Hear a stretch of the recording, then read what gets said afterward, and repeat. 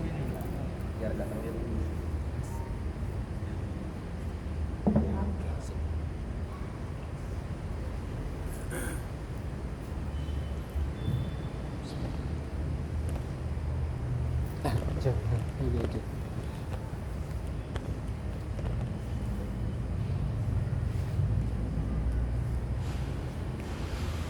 Bismillahirrahmanirrahim. Assalamualaikum warahmatullahi wabarakatuh.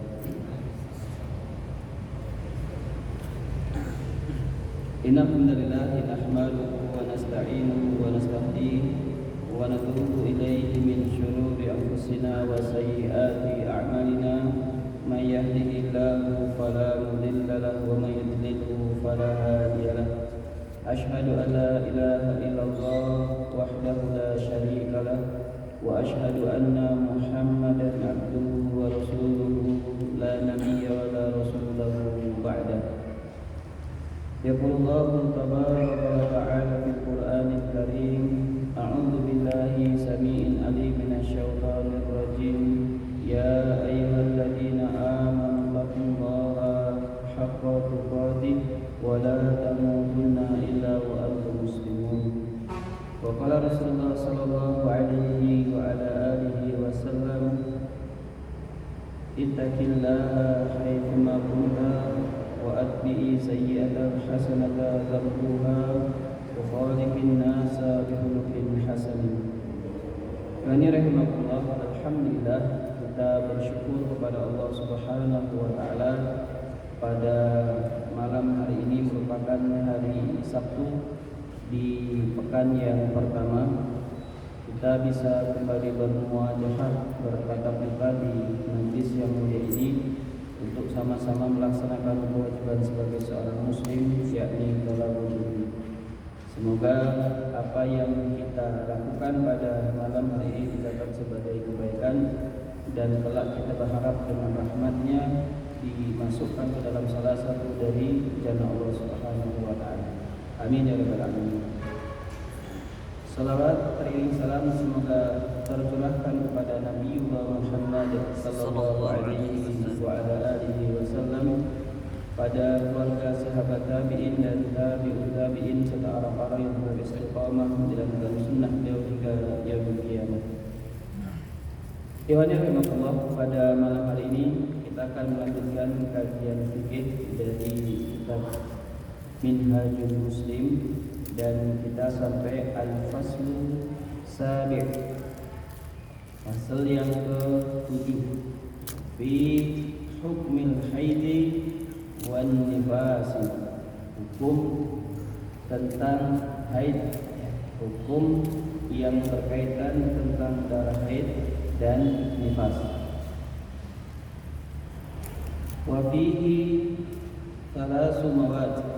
Pada fasal ini ada 3 madah, 3 pelajaran yang akan kita lakukan atau akan kita pelajari. Al-madatul ula fi ta'rifiha, tentang apa sih pengertian dari haid itu.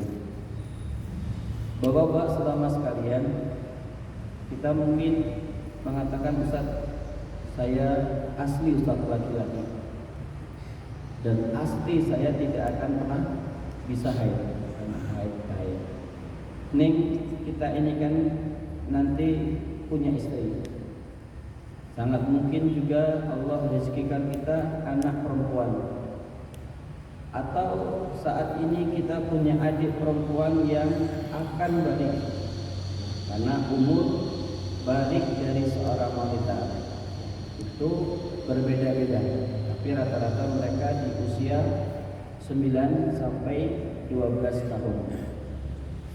Namun kalau di umumnya Indonesia itu antara 11 sampai 15 tahun. Nah, berarti ketika anak itu sudah di kelas 6 SD atau dia sudah di kelas 1 SMP, maka kemungkinan akan mengalami haid itu besar. Berarti kita sebagai seorang kakak, sebagai orang tua, wajib untuk mengilmui tentang masalah ini sehingga ketika nanti kita ditanya, kita bisa menjawab apa yang ditanyakan.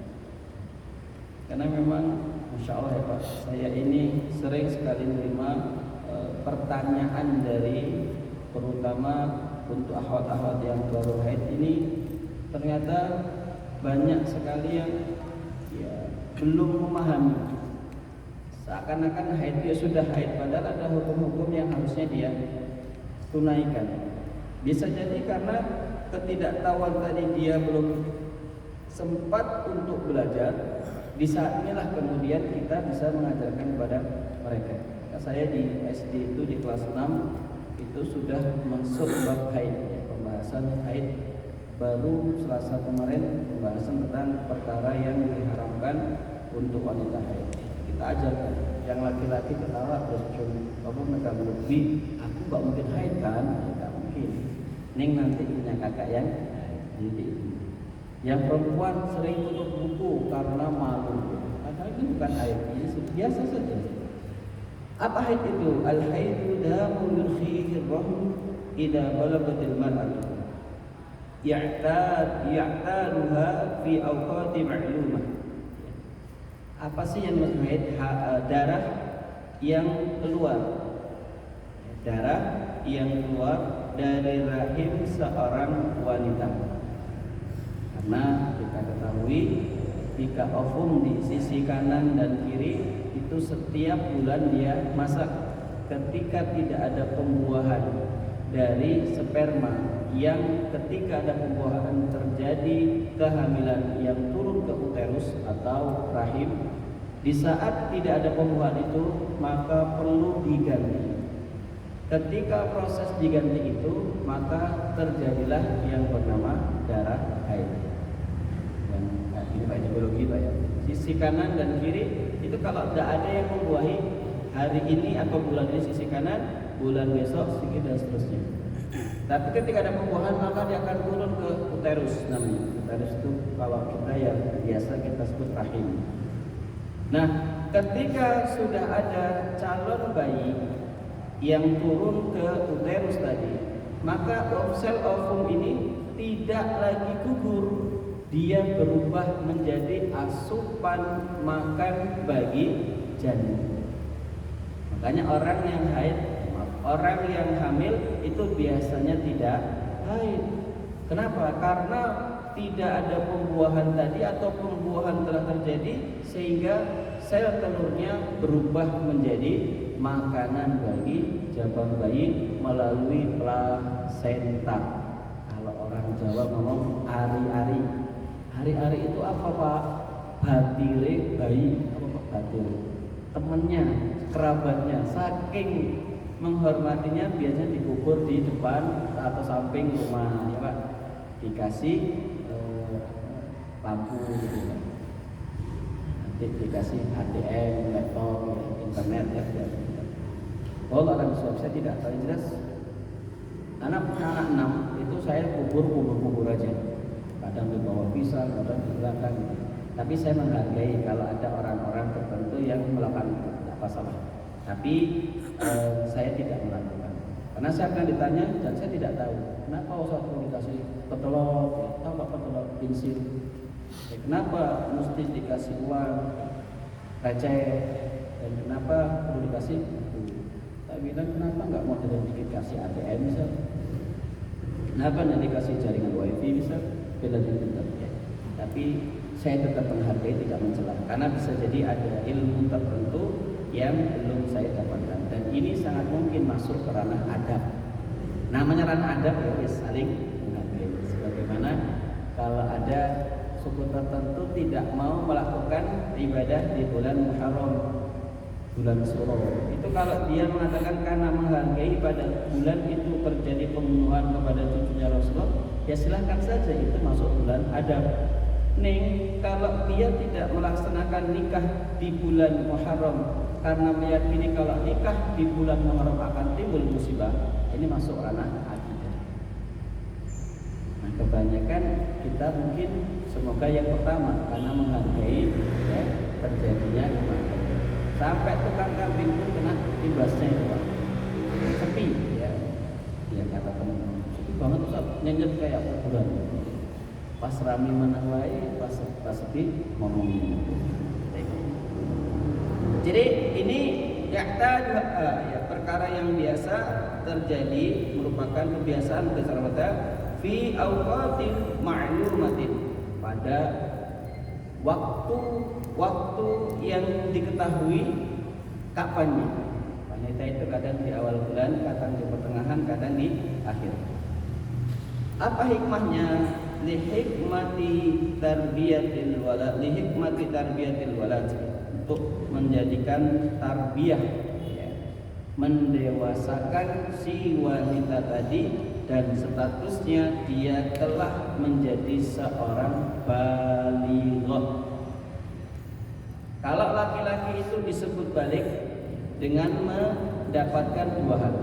Yang pertama, dia mengalami mimpi basah, atau yang kedua telah berumur 15 tahun. Jadi kalau ada teman kuliah antum semester 3 kok ngomong saya belum balik mas, neng semester 3, wah, ya dia memang betul tidak pernah mimpi basah, ihtilam dalam bahasa fikih itu. Tapi dia terkena pasal yang kedua, yakni berumur 15 tahun lebih. Karena rata-rata anak kuliah sudah semester 3 itu sudah 19 tahun, kadang lebih. Berarti dia sudah balik meskipun belum ihtilam. Nah, kalau untuk wanita itu sudah mengalami haid. Kalau dalam kitab ini disebutkan umurnya 9 tahun. Karena orang Saudi itu lebih cepat orang Arab, karena ini penulisnya orang Saudi, maka menggunakan ibrah di sana. Kalau orang Indonesia itu rata 12 sampai 15 tahun. Jadi wanita tadi telah menghaid, atau yang kedua, ya, telah berumur 15 tahun. Saya dapat cerita dari istri saya dulu ketika ngobrol-ngobrol gitu. Ada lebih teman Umi dulu di SMA, di pesantren. Itu kelas 2 SMA belum mengalami haid.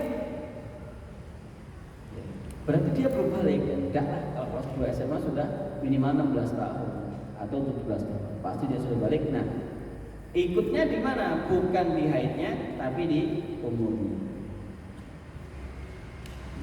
Jadi seperti itu. Karena dia mesti sudah masak. Wa aqallu yaumun wa lailatun. Batas minimalnya haid itu sehari semalam.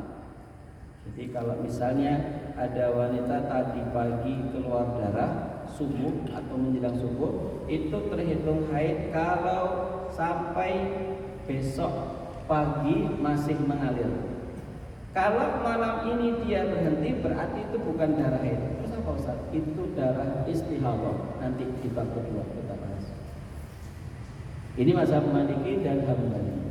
Adapun mazhab yang lainnya dihitung dia haid, ya pokoknya selama memang itu pertama di waktu keluarnya darah dan wanita paham kapan dia akan haid. Makanya dia ngerti, oh ini awal bulan ini, bentar lagi saya haid. Dia sudah mulai beli pempes, softtek.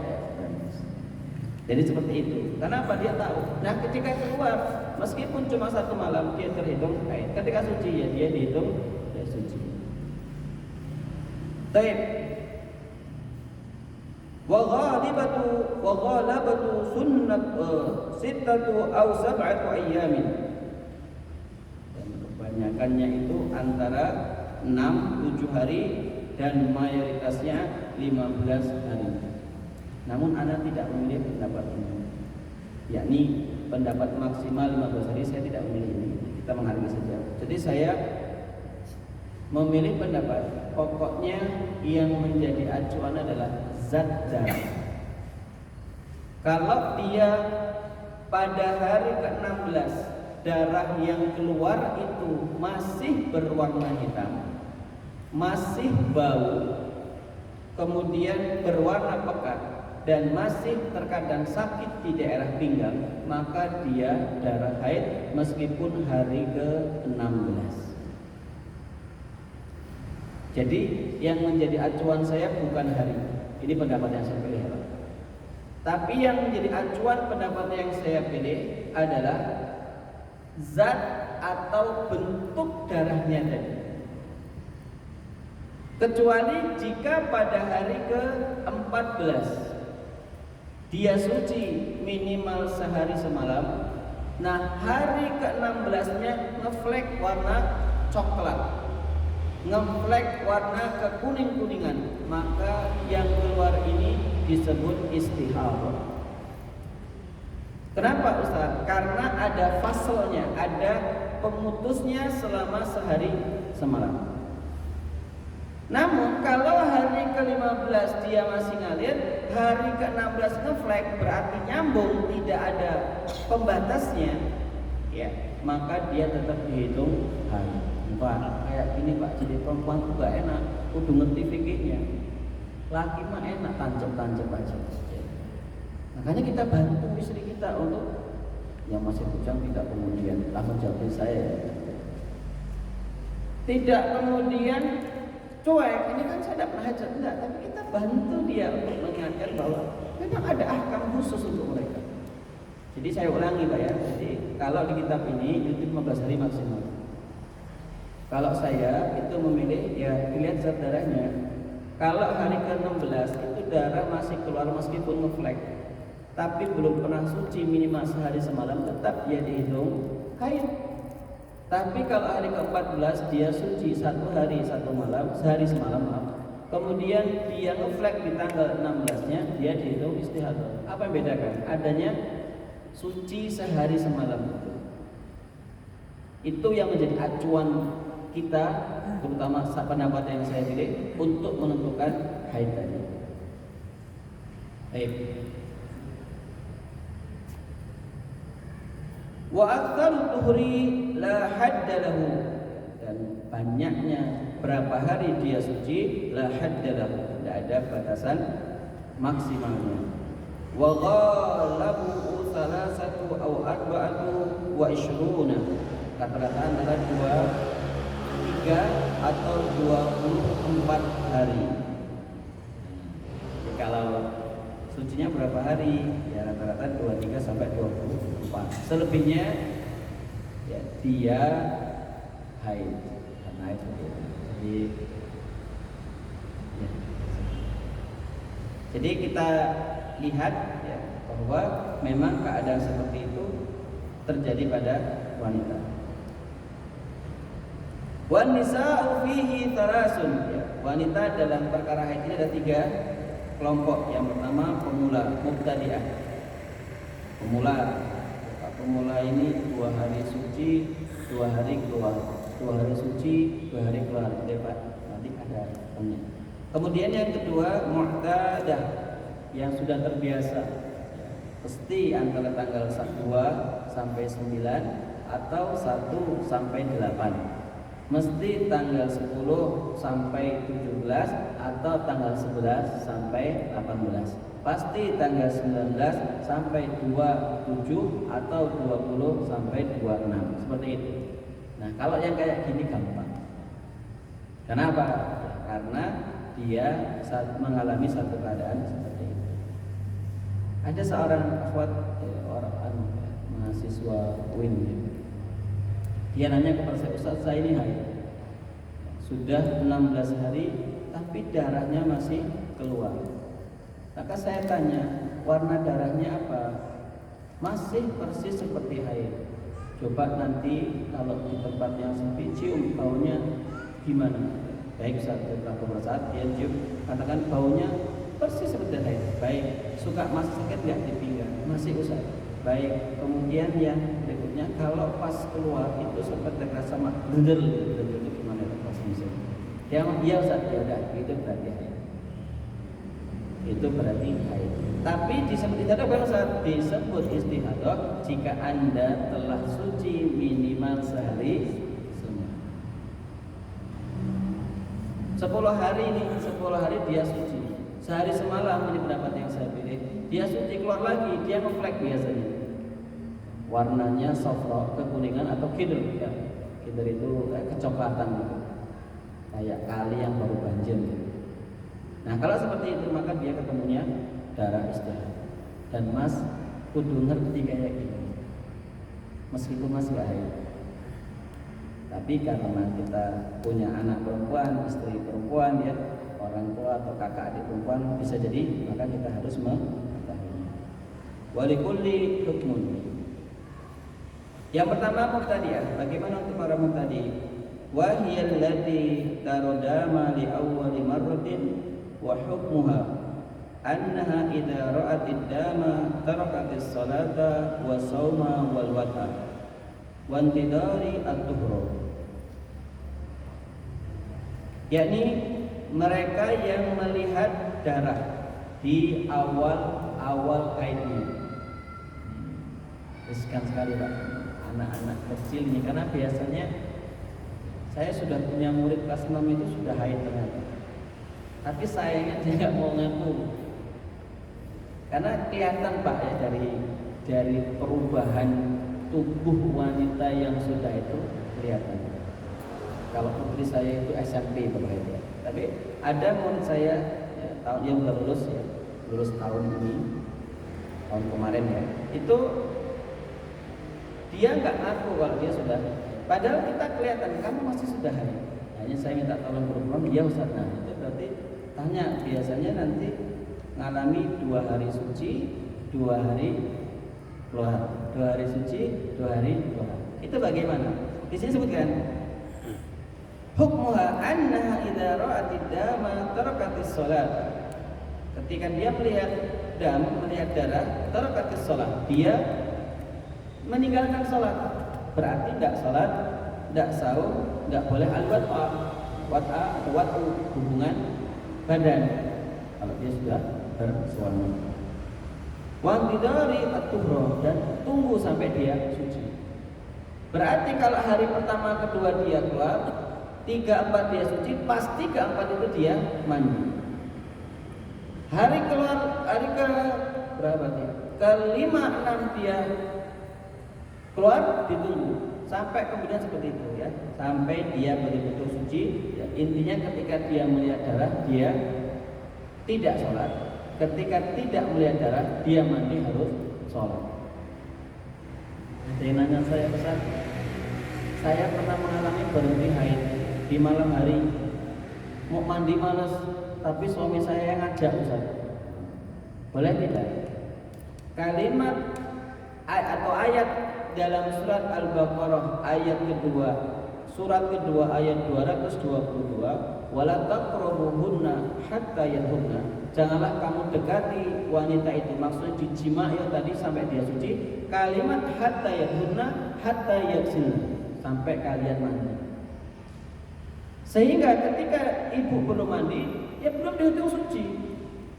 Dingin Ustaz, pakai air hangat. Malas Ustaz, yang belum di kolam. Nah, salah suci. Minta suaminya yang mandi. Dan tayamum itu kalau darurat. Misalnya, tapi ekstrim banget sih. Ini kalau ya Pak ya, tapi sangat mungkin ya. Di pesawat sepuh, suaminya ngajak, karena usaha pribadi toh, kan sultan bebas. Ya. Maka dia boleh tayamum ketika memang tidak ada air. Boleh. Tapi anak pribadi lebih menganjurkan, ya sabarlah. Lagi di pesawat juga gimana? Karena ada orang-orang yang memaknai hadis itu secara zahir. Apa Ustaz? Jadi kata Rasulullah, layanilah suamimu meskipun kamu sedang berada di atas ontamu. Ini minta diangkut, kasih juga. Ya haram. Padahal maksud hadis itu karena begitu mulianya kedudukan suami di hadapan istrinya. Lau kuntu amul ayyas sudah li abdin atau li ahadin, kalau sekiranya aku diperbolehkan seseorang itu sujud kepada orang lain, la amartuhum ayyas sudah ma'akum zaujah, aku akan perintahkan seorang wanita untuk sujud kepada suami. Hadis ini dijadikan dalil haramnya sungkeman. Kan ngawur Pak. Beda, kalau sujud itu ada unsur tazallul. Kalau penghormatan, nyium kaki orang tua itu boleh. Mau nyium kaki dulu saja boleh, apalagi nyium kaki kedua orang tua. Ini namanya qiyas aulawiyat. Karena fikihnya ini belum belajar tapi sudah delok-delok haram, delok-delok haram. Avatar haram. Hadisnya man la apa? Inna asaduna azaban yaumil qiyamah al-musawwir. Ini kan maksa banget. Sesungguhnya orang yang paling berat siksa pada hari kiamat adalah para pelukis. Kita tanya, yang melukis siapa? Kan kita nggak beli kesan. Oh ya, hidup itu yang nikmat sih, jangan nyari kesalahan orang saja. Anak nggak ikutan loh. Nanti kalau udah ikutan, Ustaz kok latah. Ustaz, anak ikutan. Tenang, antum lihat program saya aman ya, cuma program video.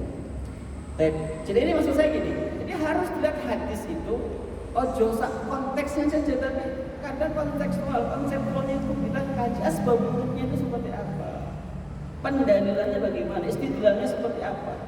Harus nanti kita sentuh ojo. Pokoknya setiap yang menggambar capek ya Pak. Makanya saya konsep buat kajian enggak, nanti sebentar lagi juga akan keluar. Tenang aja, baru itu sorenya bilang Ustaz sudah ramu Ustaz di grup. Sudah kopar kafiran, ya sudah, jadilah penonton yang baik. Kalau saya yakin itu pasti dikaji. Memang ada kelompok tertentu spesialisnya nyari kesalahan kelompok yang lain. Jadi nggak usah khawatir, pasti ketemu nanti gitu. Kita coba fokus dengan itu. Siapa Ustaz? Kepo ya. Kita lanjutkan. Fa'idha ra'athu ba'da yaumin wa laylatin aw akthar ila 15 yauman iktasalat wa salat. Ini pendapat dari mazhab Hambali dan pendapat dari Maliki, kemudian sebagian mazhab Syafi'i. Di buku ini nggak ada Pak, tapi saya pakai referensi lain.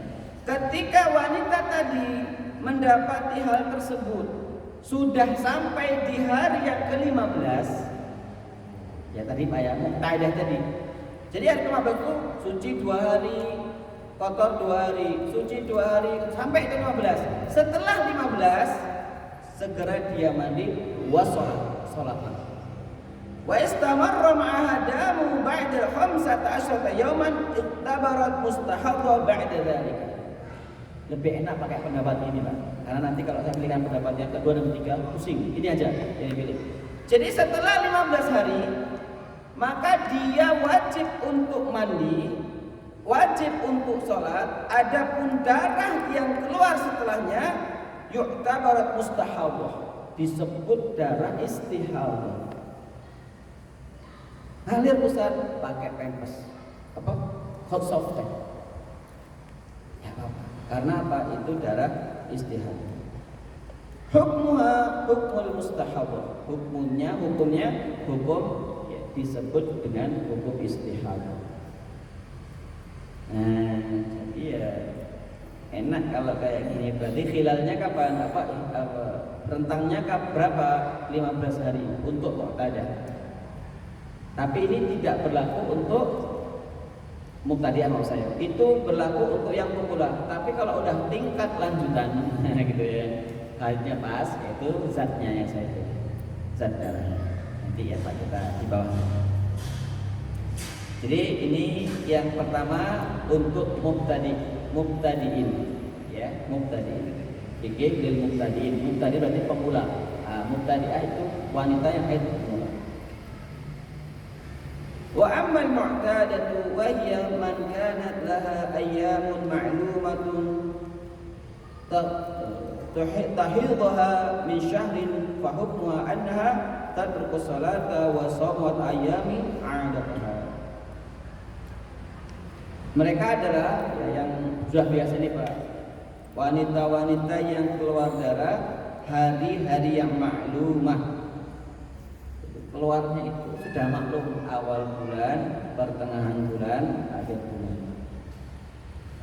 Hanya kalau antum misalnya ingin menggunakan cara KB ya, KB kalender itu bisa menggunakan siklus haid ini yang bicara ilmu, nanti ada daurah sendiri. Jadi caranya kalau antum ingin anaknya itu jarang-jarangkan. Jadi selesai haid, misalnya selesai haid berarti misal tanggal 10 ya, Agustus. Ya, 10 Agustus 2 pekan setelah suci jangan melakukan hubungan. Nah, kuat. Bincang tengah-tengah karena nggak paham. Tapi kalau yang udah berbab, waduh, ya, tinggal seminggu saja sudah selesai. Jadi di antara tanggal 10 sampai 24 itu jangan melakukan hubungan. Nah, nanti 1 pekan atau 5 hari sebelum istri kita haid di awal bulannya, nah kan haidnya nanti istri kita di tanggal 1 atau 2. Nah, beberapa hari kemudian baru saya melakukan ya itu untuk menjarakkan ya, kelahiran. Saya tanya dengan Ikhwan, saya anaknya 6, Ikhwan ini anaknya 9, mau 10. Dan antum tidak kabin, tidak usah. Saya yakin rezeki di tangan Allah. Sampai sini saya angkat telepon. Dan terus saya KB-nya KB kalender. Lah kok kebobolan terus? Enggak tahan Ustaz. Ya karena memang rumahnya ditinggal 7 hari. Lepek-lepek ditambah 14 hari. Atau bolehlah 12 hari. Itu sudah bisa. Cuman kalau ingin aman 14 hari. Ya, karena banyak yang japri saya, Ustaz, bagaimana Ustaz kita KB dengan cara kalender. Jadi selesai suci itu paling cepat 12 hari baru melakukan hubungan. Namun jika untuk antum yang ingin cepat punya momongan, itu sebaiknya begitu suci ya, langsung melakukan hubungan. Itu karena masih masa bagusnya di 1 pekan pertama setelah suci, tapi semuanya dikembalikan kepada Allah. Ada seorang ikhwan datang ke rumah saya, Assalamualaikum Ustaz, waalaikumsalam, bawa beras. Apa Ustaz, hadiah buat antum? Wah, ini ada uang dari ATM ini. Kenapa Mas? Saya mau konsultasi dengan anak laki-laki satu lain kan temannya. Anak 4 atau 3 perempuan semua. Ya udah Pak, gini caranya. Tahu sekarang ini belum ada kabar yang jelas. Kemana tahu? Gimana Mas? Ya. Website work in progress. Ya desain aja. Jadi bisa ya secara fikih kita ingin memiliki meskipun semua kita serahkan kepada Allah. Jadi ketika dia waktu keluarnya darah tadi ya, maka dia tidak boleh sholat, tidak boleh puasa. Namun jika keluar wa in ra'at safrata au qadrata, ya, jika dia melihat darah kekuningan, ya, flek warna kuning atau qadrah itu kecoklat-coklatan hidrun ya. Ba'da tuhri, ya, setelah dia suci, maka dia tidak dihitung sebagai haid sama sekali. Berarti yang diaturnya apa? Zat darahnya. Nah kalau ini Ustaz milihnya bukan 15 hari ning, tapi kita menghargai Mas. Tapi yang Ustaz pilih adalah zat darahnya. Kalau setelah 15 hari tetap masih keluar dan itu adalah sifat dari darah haid, wanita paham.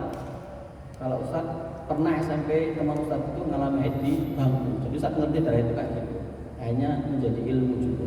Oh, warnanya kayak gitu. Oh, langsung gitu. Kamu haid, besoknya 3 hari gak sekolah. Bisa. Tapi saya kayak norak-norak ya Pak. Cuma diam. Itu yang kan. Kemudian yang terakhir mustahadah. Mustahadah itu darah yang jaroyan dam. Darahnya terus mengalir tapi tidak dihitung haid. Kenapa? Itu diirq, adanya urat yang terputus dari kemaluan wanita tadi.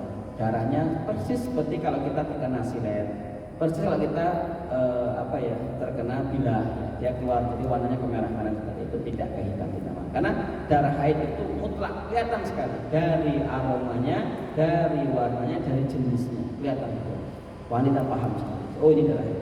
Nah mustahadah dia darah yang tidak mengeluarkan bau angin. Wallahu a'lam bishawab. Sudah selesai bisa. Insyaallah biar penasaran kita lanjutkan di 2 pekan yang akan datang. Insyaallah kita lanjutkan bab nifas di pertemuan berikutnya. Memang bentar gitu Pak, pelan yang nggak paham ditanyakan, yaitu lebih baik pada kita langsung gaspol sekali baca 100 lembar, besoknya pingsan 3 hari nggak baca ya. Lebih baik pelan saja, difahami, tidak paham ditanyakan, jangan menyimpulkan sendiri pada perkara ilmu yang kita tidak ketahui. Nanti menyusahkan diri kita sendiri, lebih fatal menyusahkan orang lain. Dalam hadis, dalam hadis ya, padahal ya, dia belum menguasai tentang hadis. Barakallahu fikum, semoga bermanfaat. Kita cukupkan dengan membaca hamdalah dan doa kafaratul. Alhamdulillah, subhanaka Allahumma wa bihamdika asyhadu an la ilaha illa anta astaghfiruka wa atubu ilaik. Wassalamualaikum warahmatullahi wabarakatuh.